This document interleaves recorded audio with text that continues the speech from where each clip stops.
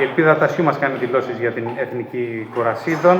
Ελπίδα, πέρσι ήσουν στην ομάδα που ανέβηκε κατηγορία στην Ευρώπη, στα 13 σου. Φέτος, στα 14 σου, είσαι πάλι στην ομάδα που θα προσπαθήσει να μείνει στην πρώτη κατηγορία. Μου μοιάζει συναρπαστικό. Ναι, πέρσι καταφέραμε να ανεβούμε κατηγορία και φέτος έχουμε στόχο να παραμείνουμε, αν και είναι πολύ δύσκολο γιατί στην Α κατηγορία είναι όλες οι πιο δυνατές ομάδες σε όλη την Ευρώπη. Πρώτο στόχο έχουμε να περάσουμε τον όμιλο, επειδή λογικά θα είναι δύσκολος ο όμιλος, επειδή θα παίξουμε με πολύ δυνατές ομάδες, αλλά ναι. Είσαστε τρεις αθλήτριες που και του χρόνου θα είστε στην ίδια κατηγορία.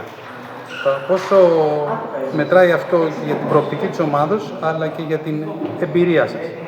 Πιστεύω ότι είναι πολύ σημαντικό γιατί γνωριζόμαστε και πόσα χρόνια. Είναι πολύ σημαντικό γιατί έχουμε καλή σχέση μεταξύ μας και είναι το πιο σημαντικό.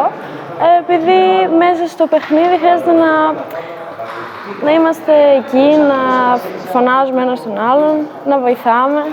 Και το ίδιο και του χρόνου, άμα είμαστε και οι τρεις πάλι, θα είναι ακόμα καλύτερο γιατί θα ξέρουμε ένας τον άλλον το πώς παίζει, το πώς συμπεριφέρεται, οπότε θα ξέρουμε, θα γνωρίζουμε τα πάντα.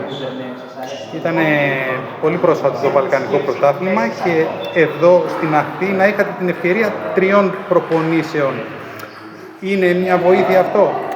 Ναι, γιατί επειδή κάνουμε προπόνηση όλοι μαζί, λίγο έχουμε και περισσότερα άτομα να παίζουμε. Δεν παίζουμε όλη την ώρα με τα ίδια άτομα όπως θα ήμασταν, άμα κάναμε στους συλλόγους ο καθένας μόνος του. Οπότε έχουμε τη δυνατότητα να παίζουμε και μεταξύ μας. Και τι θεωρείς ότι έδειξε το Βαλκανικό Πρωτάθλημα για την ομάδα που κατάφερε να πάρει και το χάλκινο μετάλλιο? Πιστεύω ότι δείξαμε πολύ καλή εμφάνιση.